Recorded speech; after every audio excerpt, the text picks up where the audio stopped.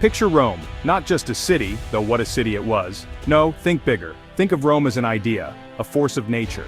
For centuries, it was the undisputed heavyweight champion of the Mediterranean world. It was the superpower of its age, a civilization that cast a shadow so long, we're still standing, in parts of it today. They didn't just build an empire, they built empire. At its peak, around the 2nd century AD, under emperors like Trajan or Hadrian, the Roman Empire was a behemoth. We're talking about a population of over 50 million people.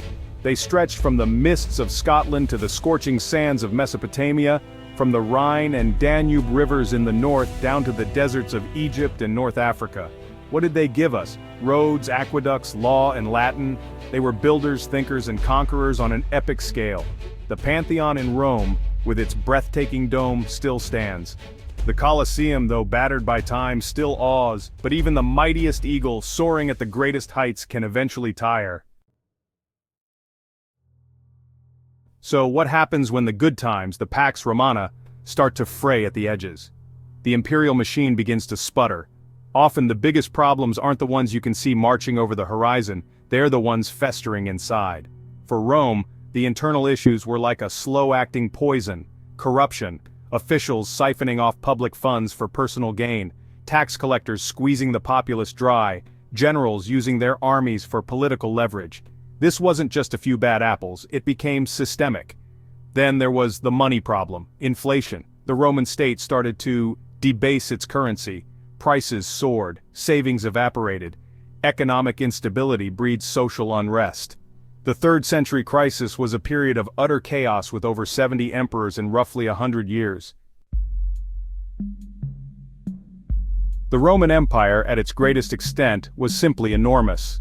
From northern Britain, across Europe, encircling the Mediterranean and pushing into the Middle East and North Africa. That is a colossal amount of territory to control, administer, and defend. It was a triumph of ambition and organization, but it also sowed the seeds of its own difficulties. This is the classic problem of overexpansion. Each new conquest brought new responsibilities. More borders to garrison, more diverse populations to govern. The logistical tale of such an empire was mind-boggling. The resources required to keep this vast enterprise running were immense. The system began to groan, then creak, then buckle under its own weight. Imagine the communication challenges.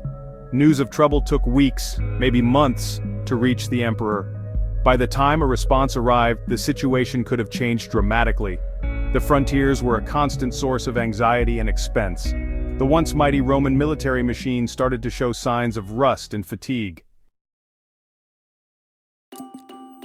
Now, let's talk about the barbarians. The Romans labeled anyone who wasn't part of their world as a barbarian. These were diverse peoples with their own cultures and motivations. But from the Roman perspective, they represented a growing threat. We hear names like the Goths, Vandals, Franks, Alemanni, Burgundians, Saxons, and Huns. These weren't just disorganized bands of raiders, they were often entire peoples on the move. Why were they moving? Climate change, population pressures, and the lure of Roman wealth. Many arrived at the Roman frontiers as refugees seeking safety or to be incorporated into the empire. The Roman relationship with these groups was a complex tapestry of conflict, diplomacy, and assimilation.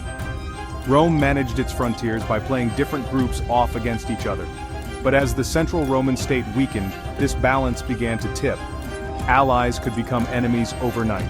The Roman army itself became increasingly barbarized. The lines were blurring, and not in a good way for Rome. The once clear distinction between Roman and barbarian was fading. The wolves were not just at the door, but inside the house.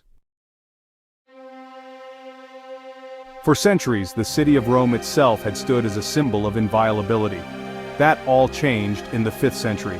The year is 410 AD. Alaric, king of the Visigoths, stands before the gates of Rome. After a series of political blunders, Alaric and his army were there, and they were angry. For 3 days, the Visigoths occupied and looted the city. The psychological impact was catastrophic. The Eternal City had been breached and plundered by barbarians. The shockwaves reverberated throughout the Roman world. If Rome itself could fall, what was safe? Fast forward to 455 AD. This time, the uninvited guests were the Vandals, led by their king, Gaiseric. The Vandals stripped the city of its remaining wealth.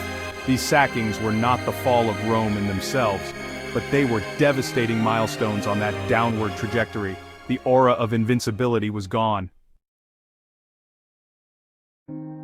So we arrive at the year 476 AD. This is the date traditionally stamped as the fall of the Western Roman Empire. It was less of a bang and more of a long, drawn-out whimper. The central figure was a Germanic general named Odoacer. He led a rebellion and deposed the Western Roman emperor. This emperor was a teenager named Romulus Augustulus. The irony of his name is almost too perfect. Odoacer didn't proclaim himself emperor. Instead, he sent the imperial regalia to Zeno, the Roman emperor in Constantinople. The message was clear: this whole Western emperor gig, it's done. So, what caused this final act in 476 AD? It wasn't one single thing. It was the culmination of all the factors we've been talking about. The internal rot of corruption and political instability, the crippling economic problems, the relentless pressure from migrating Germanic peoples. The lights didn't all go out at once, but the main power switch for the West had been flipped. So, Rome falls. Or, more accurately, the Western Roman Empire ceases to have an emperor of its own in 476 AD. The Eastern Roman Empire, also known as Byzantium, continued to thrive for another 1,000 years. Are there lessons in this ancient rubble for our modern world? Absolutely. History may not repeat itself exactly, but human nature shows remarkable consistency. Take economic stability, for instance. When a government debases its currency, society starts to unravel. Faith in institutions erodes. Rome learned this the hard way. Then there's leadership. The constant civil wars and rampant corruption were not signs of a healthy political system. Competent, stable, and ethical leadership is a necessity for any society to flourish. And finally, the perils of overexpansion and overreach. Rome stretched itself so thin that it eventually couldn't sustain its commitments. The Roman experience serves as a timeless warning about the limits of power. The past has a lot to teach us if we just tune in.